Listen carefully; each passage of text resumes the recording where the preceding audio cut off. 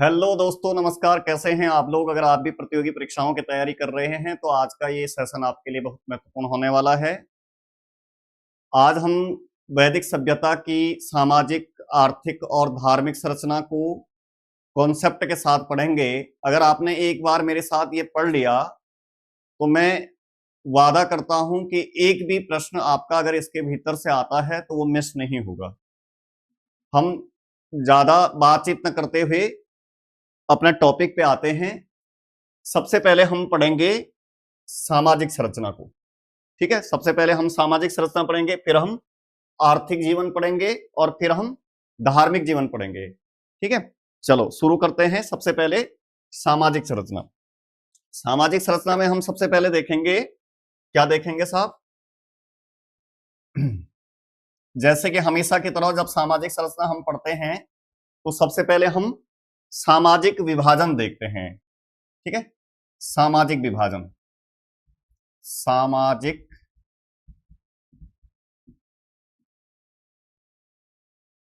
विभाजन, आपको पता है सामाजिक विभाजन यानी समाज एक रूप था या बंटा हुआ था। ठीक, फिर उसके बाद हम देखते हैं परिवार। परिवार के मुख्य की स्थिति, के मुख्य, परिवार के मुख्य की स्थिति। इसके बाद हम इसमें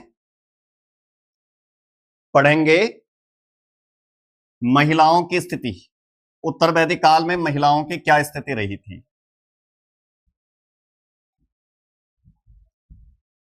महिलाओं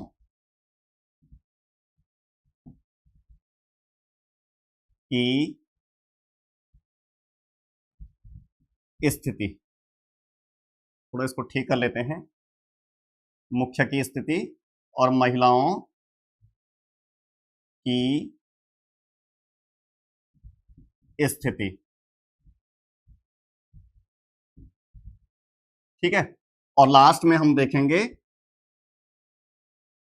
शूद्र वर्ण की स्थिति। शूद्र वर्ण। ठीक है, शूद्र वर्ण के बारे में पढ़ेंगे। बस इतनी बात हमें उत्तर वैदिकालीन समाज के बारे में देखनी है। इसके अतिरिक्त हम इसमें थोड़ा सा और एक आध पॉइंट और जोड़ सकते हैं। ठीक है, आश्रम व्यवस्था। आश्रम व्यवस्था जो कि हर एग्जाम के लिए महत्वपूर्ण होता है।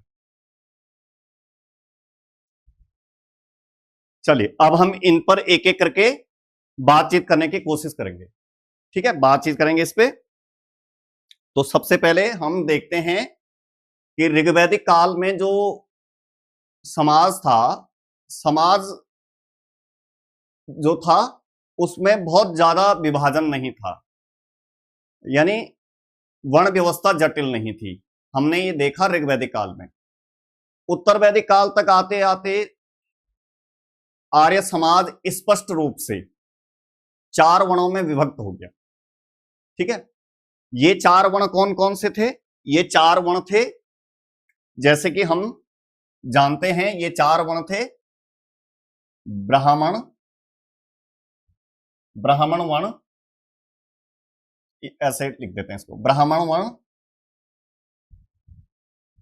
ब्राह्मण, क्षत्रिय,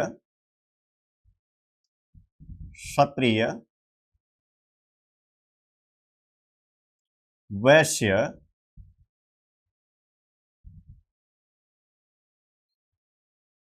और शूद्र। इन चार वर्णों में उत्तर वैदिक कालीन समाज बटा हुआ था। ऋग्वेद में 10वां मंडल महत्वपूर्ण है और 10वें मंडल में एक पुरुष सूक्त है। उस पुरुष सूक्त में पहली बार यह चर्चा की गई है कि एक विराट पुरुष के मुख से ब्राह्मण वर्ण की उत्पत्ति, भुजाओं से क्षत्रिय वर्ण की उत्पत्ति, जंघा से वैश्य वर्ण की उत्पत्ति और पैरों से शूद्र वर्ण की उत्पत्ति हुई। ठीक है, ऋग्वेद का जो 10वां मंडल है वो प्रवृत्ति काल का है, तो वर्ण व्यवस्था उत्तर वैदिक काल में ही जाकर के स्थापित हुई थी। तो स्पष्ट रूप से समाज 4 वर्णों में विभाजित हो गया था, ब्राह्मण, क्षत्रिय, वैश्य और शूद्र। बहुत इंपॉर्टेंट बात है, ध्यान देने वाली बात है, थोड़ा सा ध्यान देंगे, यहां पे प्रश्न बनता है। ठीक है, पहले तो हम देखेंगे कि ब्राह्मणों का काम था अध्ययन, अध्यापन, यज्ञ कराना। क्षत्रिय वर्ण, जिसको राजन्य वर्ण भी कहते थे, इसका काम था क्षेत्र की रक्षा करना, राज्य निर्माण करना। ठीक है, वैश्य वर्ण उत्पादन से संबद्ध था, एकमात्र वर्ण जो था जो उत्पादन कार्य में संलग्न था, वैश्य वर्ण। और शूद्र वर्ण का काम था उपयुक्त तीनों वर्णों की सेवा करना। ठीक है, वेरी वेरी इंपॉर्टेंट पॉइंट, जरा ध्यान देने की बात है, थोड़ा सा कॉन्सेंट्रेट हो जाएंगे। क्या कॉन्सेंट्रेट होंगे साहब? उपयुक्त 3 वर्णों को, जो ये 3 वर्ण हैं, ब्राह्मण, क्षत्रिय, वैश्य और शूद्र, ठीक है, इन 3 वर्णों को द्विज कहा जाता था। ठीक है, द्विज बहुत ज्यादा इंपॉर्टेंट पॉइंट है, द्विज, इन 3 वर्णों को द्विज कहा जाता था, द्विज, यानी द्विज वर्ण से, द्विज से शूद्र को बाहर रखा गया था। द्विज का मतलब होता है जिसका 2 बार जन्म हुआ है। यहां 2 बार जन्म होने का मतलब एक बार माता के गर्भ से और एक बार गुरु के आश्रम में प्रवेश पाने पर, यानी ऐसे वर्ण जिनका उपनयन संस्कार होता था। ठीक है, जिनको उपनयन संस्कार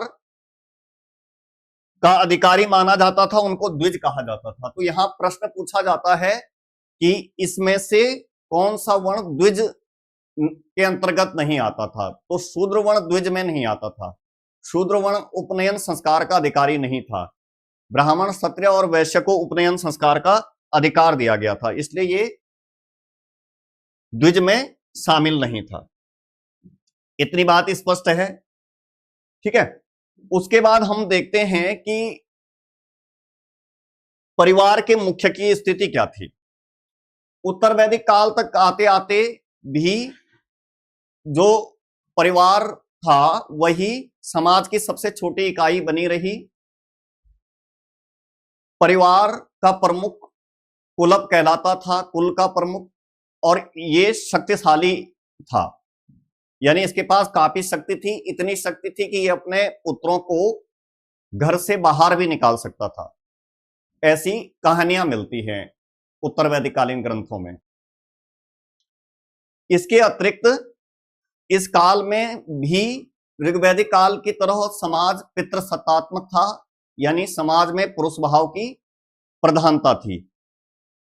फिर हम देखते हैं कि महिलाओं की स्थिति ऋग्वैदिक काल की तुलना में उत्तर वैदिक काल तक आते आते थोड़ा सा दयनीय होगी, उनकी स्थिति में गिरावट आई। यद्यपि उत्तर वैदिक ग्रंथों में कुछ विदुषी महिलाओं का वर्णन मिलता है, जैसे गार्गी, मैत्रेय, ठीक है, लेकिन ये बहुत सीमित हैं। सभा से महिलाओं को बाहर कर दिया गया। अब सभाओं पर ब्राह्मणों और महत्वपूर्ण व्यक्तियों का अधिकार हो गया, कुलीनों का अधिकार, तो सभा की सदस्यता से उन्हें बाहर कर दिया गया। ठीक है, कुल मिलाकर के ऋग्वैदिक काल की तुलना में उत्तर वैदिक काल तक जो है महिलाओं की स्थिति में गिरावट आ गई। फिर हम देखते हैं शूद्र वर्ण। शूद्र वर्ण की स्थिति यद्यपि उतनी खराब नहीं थी जितनी कि आगे बुद्ध काल और प्रवृत्ति काल में होगी, अभी भी शूद्र वर्ण की स्थिति सम्मानजनक थी। यद्यपि शूद्र वर्ण को उपयुक्त तीनों वर्णों की सेवा करना होता था। ऋग्वैदिक आर्यों की एक अभिनव परिकल्पना थी आश्रम व्यवस्था। जरा ध्यान देंगे, उत्तर वैदिक आर्यों की आश्रम व्यवस्था। ठीक है, ये आश्रम व्यवस्था क्या थी, इस पे थोड़ा सा बातचीत करेंगे। उत्तर वैदिक ग्रंथों में 4 पुरुषार्थों का जिक्र हुआ है, 4 पुरुषार्थों का जिक्र। ये 4 पुरुषार्थ क्या हैं? धर्म, अर्थ, काम और मोक्ष। यानी धर्म के अनुसार जीवन यापन करना, धर्म में रह करके कर्म करना, अपनी कामनाओं की पूर्ति, पहले अर्थ कमाना, ठीक है, कर्म करना यानी अर्थ अर्जित करना, धन इकट्ठा करना, इसको अर्थ कह रहे हैं। धर्म, धर्म में रहना, अब धर्म के अनुसार जीवन जीना, धर्म के अनुसार जीवन जीते हुए अर्थ अर्जित करना यानी पैसा कमाना, धन एकत्रित करना, और उस धन के द्वारा अपनी कामना की तृप्ति करना, अपनी इच्छाओं को तृप्ति करना, और अंत में मोक्ष को प्राप्त होना। इसको 4 पुरुषार्थ कहा गया है।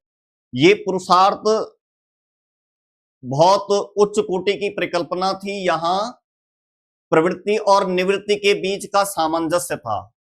ठीक है, भोग और निवृत्ति के बीच का सामंजस्य था। भौतिकवाद और आध्यात्मिकता के बीच संतुलन स्थापित किया गया था कि धीरे धीरे भौतिक वस्तुओं का उपभोग करके उन्हें छोड़ना और अंत में मुक्ति प्राप्त कर लेना। और इसके लिए 4 आश्रम व्यवस्था स्थापित की गई थी। ये 4 आश्रम कौन से थे? ये 4 आश्रम थे, उनके नाम यहां पे लिखने पड़ेंगे। ये 4 आश्रम थे। नंबर 1 ब्रह्मचर्य, ब्रह्मचर्य आश्रम। नंबर 2 गृहस्थ आश्रम, गृहस्थ आश्रम। नंबर 3 वानप्रस्थ, वानप्रस्थ, वानप्रस्थ आश्रम। और नंबर 4 संन्यास, संन्यास आश्रम। ठीक है, संन्यास आश्रम। इन चारों आश्रमों में से पहले 3 आश्रमों का जिक्र हमें जो मिलता है वो छांदोग्य उपनिषद में मिल जाता है। लेकिन ज्वालो उपनिषद पहला उपनिषद है जिसमें इन चारों आश्रमों का पहली बार जिक्र हुआ है। ये हम आगे साहित्य में और डिटेल से बात करने की कोशिश करेंगे, लेकिन तब तक के लिए काम चलाने के लिए आपको इतने में ही संतुष्ट रहना पड़ेगा। इन 4 आश्रमों के द्वारा क्या किया गया था? इन 4 आश्रमों के द्वारा एक वैदिक आर्य के जीवन को 100 साल की आयु मान करके 25 वर्ष करके 4 भागों में बांटा गया था। पहले जो 25 वर्ष थे, पहले 25 वर्ष, ये 25 वर्ष ब्रह्मचर्य आश्रम थे और इसमें ज्ञान प्राप्त करना, ठीक है, धर्म पुरुषार्थ की प्राप्ति करना था। धर्म, अर्थ, काम, मोक्ष में से 4 पुरुषार्थों में से पहला धर्म, यानी धर्म के अनुसार आचरण करना, धर्म के अनुसार जीवन जीना, अपने धर्म को पहचानना। ठीक है, ये ब्रह्मचर्य आश्रम था। दूसरा गृहस्थ आश्रम। ठीक है, गृहस्थ आश्रम 25 से 50 वर्ष तक। ठीक है, 25 से 50 वर्ष तक का उम्र जो थी वो गृहस्थ था। ये सबसे महत्वपूर्ण आश्रम माना जाता था। इसमें अर्थ और काम 2 पुरुषार्थों की प्राप्ति का प्रयास किया जाता था। यानी गृहस्थ जीवन में अर्थ कमाना और उससे अपनी कामनाओं की तृप्ति करना, ये इस आश्रम में था। इसी आश्रम में त्रिऋण, पितृ ऋण, देव ऋण, ऋषि ऋण, पंच महायज्ञ, ठीक है, इन सबों को निर्वाह करते हुए व्यक्ति आगे वानप्रस्थ आश्रम में प्रवेश करता था। और ये वानप्रस्थ आश्रम आपका 50 से 75 वर्ष था। ठीक है, और बाकी आगे जो बच गए 75 से 100 साल की उम्र जो थी वो संन्यास आश्रम था। इसमें व्यक्ति मोक्ष के लिए अपना जो है सांसारिक जीवन छोड़ करके मोक्ष की कामना करते हुए उसकी तरफ अग्रसर हो जाता था। ये एक महत्वपूर्ण व्यवस्था थी उत्तर वैदिककालीन समाज में, आश्रम व्यवस्था। ठीक है, तो ब्रह्मचर्य, गृहस्थ, वानप्रस्थ। वानप्रस्थ का मतलब होता है घर बार छोड़ करके तीर्थाटन पर चले जाना, इसका भी उद्देश्य मोक्ष प्राप्ति था। और संन्यास का मतलब होता है कि सभी वस्तुओं से विरक्ति का भाव रखना, ठीक है, सांसारिक विषयों से विरक्ति का भाव रखते हुए प्रवृत्ति मार्ग को छोड़ करके निवृत्ति मार्ग को ग्रहण करना, ठीक है। ये 4 आश्रमों की व्यवस्था। तो 4 वर्णों की पहली बार स्पष्ट अभिव्यक्ति ब्राह्मण, क्षत्रिय, वैश्य, शूद्र उत्तर वैदिक काल में आई। 4 पुरुषार्थ धर्म, अर्थ, काम, मोक्ष, ये भी उत्तर वैदिक कालीन दर्शन है। और ब्राह्मण, ब्रह्मचर्य, गृहस्थ और वानप्रस्थ, संन्यास, ये 4 आश्रमों की व्यवस्था भी ऋग्वैदिक कालीन उत्तर वैदिक कालीन आर्यों की एक अभिनव परिकल्पना है। ठीक है, ये हमारे पास हो गया है एक झलक उत्तर वैदिक कालीन समाज की। चलो हम आगे इसमें देख रहे हैं आर्थिक जीवन, ठीक है, उत्तर वैदिक कालीन आर्थिक जीवन। और हम इसकी ऋग्वैदिक कालीन आर्थिक जीवन से चर्चा करते हुए आगे बढ़ेंगे। और हमने ऋग्वैदिक कालीन आर्थिक जीवन पे एक अलग से वीडियो बनाई है, अगर आपने वो वीडियो नहीं देखी है तो आप पहले उस वीडियो को देखिए, ताकि इसकी संकल्पना, इसकी अवधारणा गहराई से आपके मन और मस्तिष्क में छप जाए, ठीक है। जैसे कि आर्थिक जीवन पढ़ने के लिए हमें क्या करना पड़ता है, ये देखना पड़ता है कि आर्यों का जो प्रमुख व्यवसाय था वो क्या था, ठीक है। तो यहां व्यवसाय देखते हैं। व्यवसाय, पहली बात हमें ये देखनी पड़ती है। फिर हम ये देखते हैं यहां पर शिल्प क्या था, शिल्प। फिर हम देखते हैं वाणिज्य, व्यापार,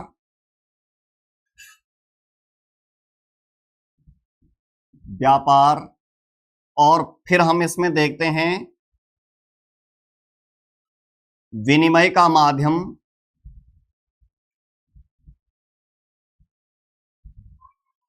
ये छोटे छोटे टुकड़ों में बांट करके देखेंगे तो ये बहुत आसानी से याद हो जाएगा, नहीं तो ये बिल्कुल खिचड़ी पक जाती है।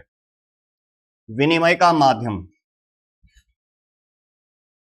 यानी क्या सिक्के थे और सिक्के नहीं थे तो कैसे ये लोग आपस में विनिमय करते थे। माध्यम, विनिमय का माध्यम। और नंबर लास्ट हम देखते हैं नगरीकरण, नगरीकरण, ठीक है। ये आप सब हेडिंग्स में बांट करके इनको याद करने की कोशिश करेंगे, ये बहुत महत्वपूर्ण ट्रिक है। और अगर आप इस तरह से पढ़ते हैं तो ये आपको धीरे धीरे आपका इंटरेस्ट भी डेवलप करेगा। सबसे पहले आप व्यवसाय देखते हैं, तो जहां ऋग्वैदिक काल में आर्यों का प्रमुख व्यवसाय पशुपालन था, वहीं उत्तर वैदिक काल तक आते आते आर्यों का प्रमुख व्यवसाय कृषि हो गया, ठीक है। कृषि आर्यों का मुख्य पेशा बन गई।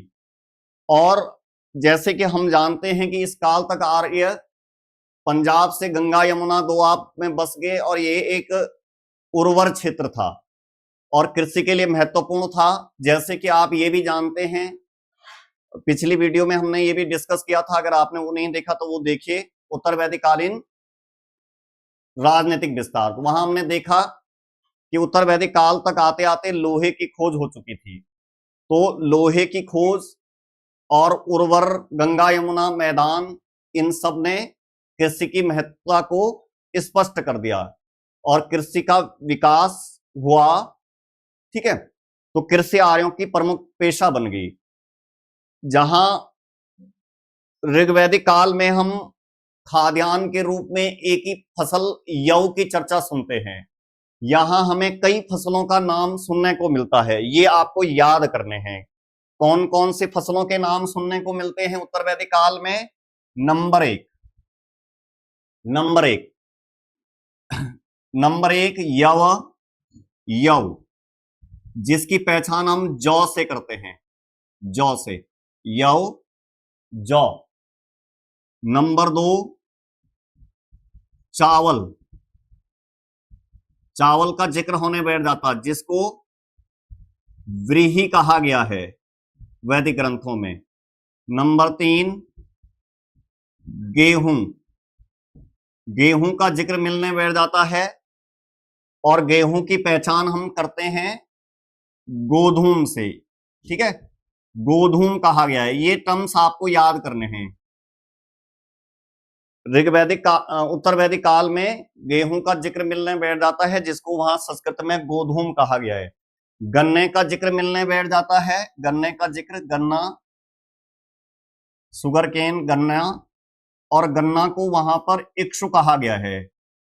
ठीक है, इक्षु, गन्ने को इक्षु कहा गया है, ईख, इक्षु। ये चर्चाएं हमें उत्तर वैदिक कालीन ग्रंथों में मिलने बैठ जाती है। उत्तर वैदिक काल में न सिर्फ आम जनता बल्कि संभवतः कुलीन वर्ग और राजा महाराजा भी कृषि कार्य से जुड़े हुए थे। जैसे हमें उत्तर वैदिक कालीन साहित्य से पता चलता है कि राजा जनक और ने हल चलाया था और इस हल की लकीर से ही सीता का जन्म हुआ था। दोस्तों, आपकी जानकारी के लिए बता दें कि उस समय हल की लकीर के लिए सीता कहा जाता था, यानी हल की जो लकीर बनती थी बैलों के द्वारा, हल के द्वारा। और क्योंकि हल की लकीर से ही सीता का जन्म हुआ था, एक घड़े से हल का फाल टकराने से, और इसीलिए सीता का नाम सीता पड़ा था। तो राजा जनक के द्वारा हल चलाया जाना इस बात का संकेत है कि उत्तर वैदिक काल में कुलीन वर्ग के लोग भी खेती बाड़ी करते थे। सतपथ नामक ब्राह्मण से इसकी सूचना मिलती है। उसी तरह से सतपथ नामक ब्राह्मण से हमें सूचना मिलती है कृषि से संबंधित कुछ शब्दावलियों की, जैसे जुताई, बुआई, कटाई, मढ़ाई, ये शब्दों से। ठीक है, तैत्तिरीय उपनिषद में भी हमें कृषि से संबंधित शब्दावलियां मिलती हैं। यहां अन्न को ब्रह्मा कहा गया है, ब्रह्म, अन्न को ब्रह्म कहा गया है। तो ये इस समय उत्तर वैदिक कालीन आर्यों का मुख्य व्यवसाय था। इसका मतलब ये भी नहीं था कि वो पशुपालन नहीं करते थे, पशुपालन मुख्य रूप से जारी था, पशुपालन किया जाता था। ठीक है, उसके अतिरिक्त हम देखते हैं कि इस काल में भी शिल्प थोड़ा सा ऋग्वैदिक काल की तुलना में बढ़ गया था, लेकिन शिल्प अभी भी सीमित था। ठीक है, बढ़ईगिरी, कुंभकारी यानी घड़ा बनाना, ठीक है, चर्मकारी, धातु निर्माण, ये प्रमुख प्रकार के शिल्प थे।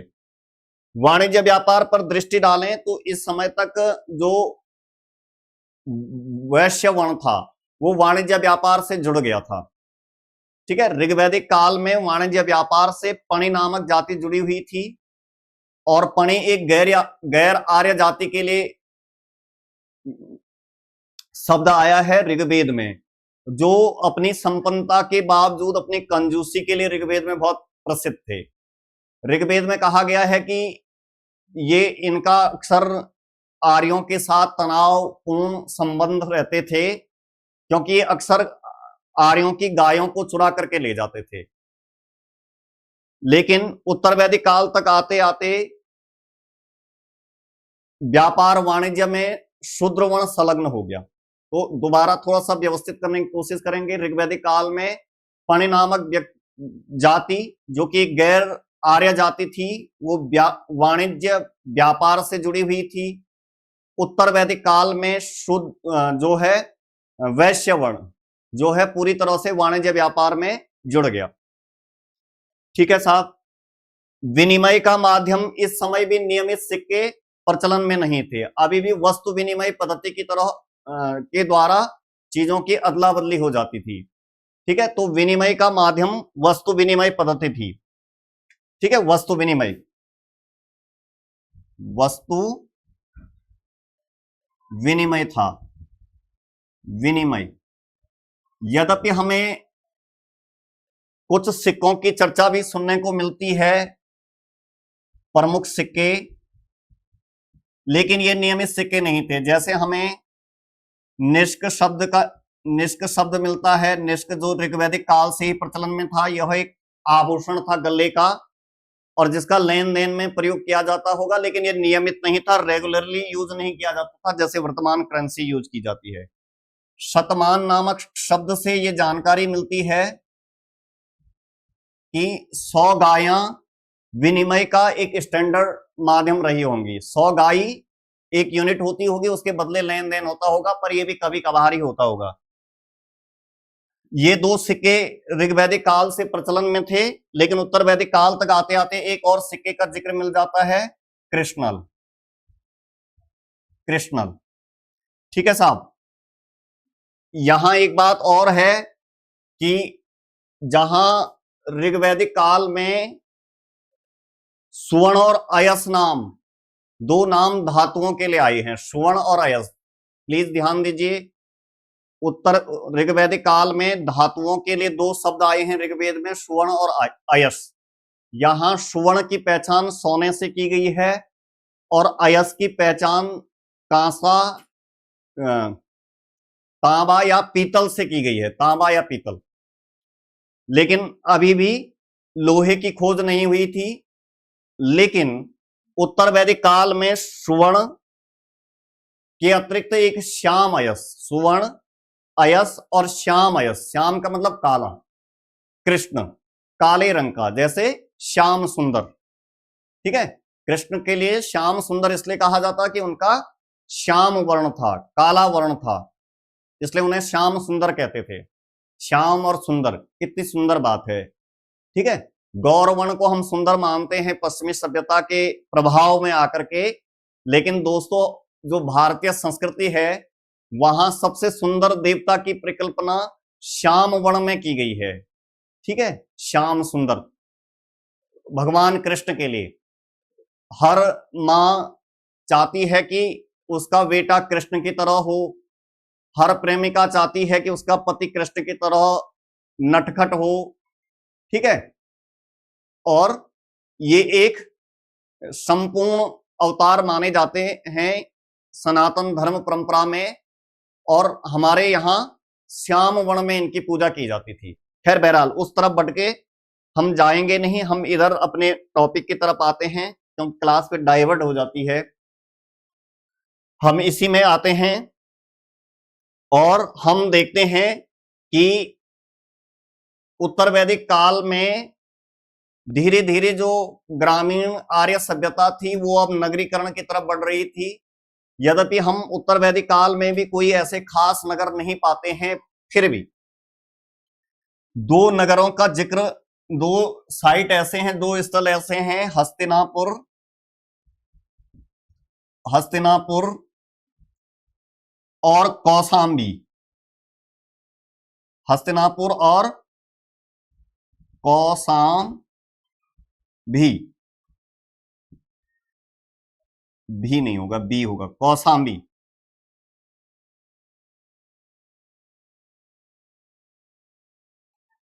हस्तिनापुर और कौशाम्बी, जिनकी चर्चा हम नगर के रूप में करते हैं, लेकिन ये नगर भी पूरे नगर नहीं थे, बल्कि इनको प्रोटो अरबन साइट कहते हैं। Proto urban site, proto urban, दिख रहा होगा, ये दिख नहीं रहा है, थोड़ा ऊपर दिखना पड़ेगा, यहां पे लिख देते हैं प्रोटो अरबन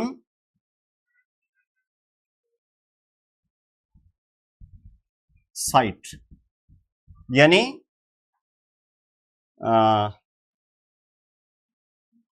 आद्य नगर आप इसको कह सकते हैं, आद्य, आद्य नगर, ठीक है। आद्य नगर, इनको पूरा नगर नहीं कह सकते, यानी आप जो नगरीकरण की प्रक्रिया है वो शुरू हो गई है और हमें पहली बार द्वितीय नगरीकरण महाजनपद काल में देखने को मिलता है। पहला नगरीकरण आप जानते हैं कि सिंधु घाटी सभ्यता भारत की पहली नगरीय सभ्यता थी, यानी पहली बार भारत में नगर सिंधु घाटी सभ्यता के अंतर्गत स्थापित हुए। फिर वैदिक सभ्यता एक ग्रामीण सभ्यता बनी और धीरे धीरे फिर ये नगरीकरण के चरण में गुजरी और महाजनपद काल तक आते आते भारत में द्वितीय नगरीकरण हो गया है। ठीक है, तो हड़प्पा सभ्यता पहली नगरीय सभ्यता थी। अगर आपने हड़प्पा सभ्यता वाली वीडियो नहीं देखी तो आप पहले उसको भी देखेंगे, ठीक है, और उसका कॉन्सेप्ट क्लियर करके आपको फिर ये समझ में आ जाएगा। ये वही प्लेलिस्ट किसी प्लेलिस्ट में डाली गई होगी, इस मुख्य सीरीज में ये नहीं है, लेकिन हम हड़प्पा सभ्यता पे एक बहुत विस्तृत क्लास करने वाले हैं जो आपको बहुत जल्दी मिलेगी, ऐसा मेरा प्रयास रहेगा। चलो हम इस पे और आगे बेकार की बातें न करते हुए सीधे अपने कंटेंट को आगे बढ़ाते हैं। जो हमारा टारगेट है, हमने ये 3 चीजों को आज क्लियर करना है। फिर हम देखते हैं उत्तर वैदिकालीन धार्मिक जीवन। तो सबसे पहले इसमें हम क्या पढ़ेंगे, उत्तर वैदिक काल में धर्म की विशेषता क्या थी, उत्तर वैदिकालीन धर्म की विशेषता क्या थी। फिर हम पढ़ेंगे धर्म का उद्देश्य क्या था,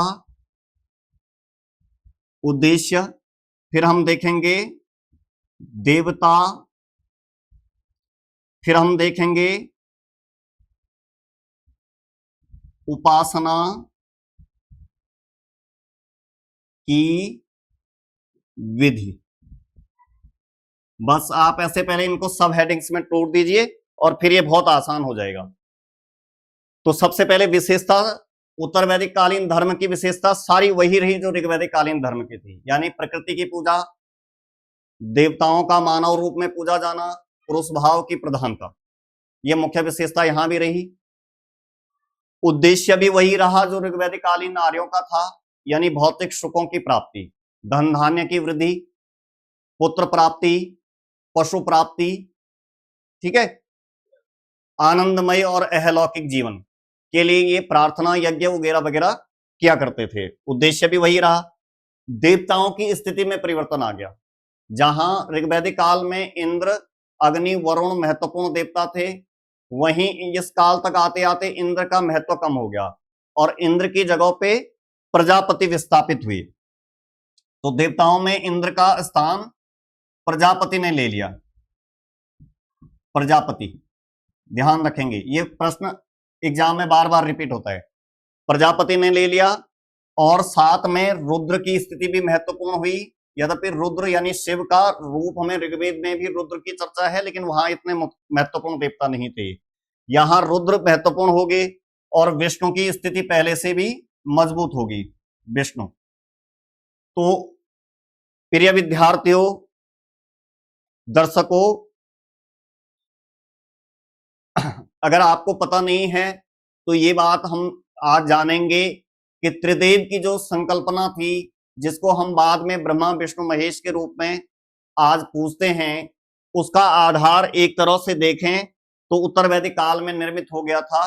यद्यपि ब्रह्मा विष्णु महेश का जो पूरा कॉन्सेप्ट आया, पूरा अभिनव परिकल्पना आई, जो आज के रूप में जिसे पूजा जाता है, वो गुप्त काल में जाकर के उभर कर आया। लेकिन इसकी अगर जड़ें देखें, इसका बीजारोपण देखें, तो ब्रह्मा विष्णु महेश का जो बीजारोपण है वो आपका यही हो गया था। यही का मतलब उत्तर वैदिक काल में हो गया था। ठीक है, उपासना की विधि, उपासना की विधि यहां भी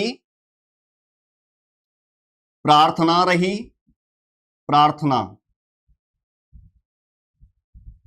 और यज्ञ, यही हमने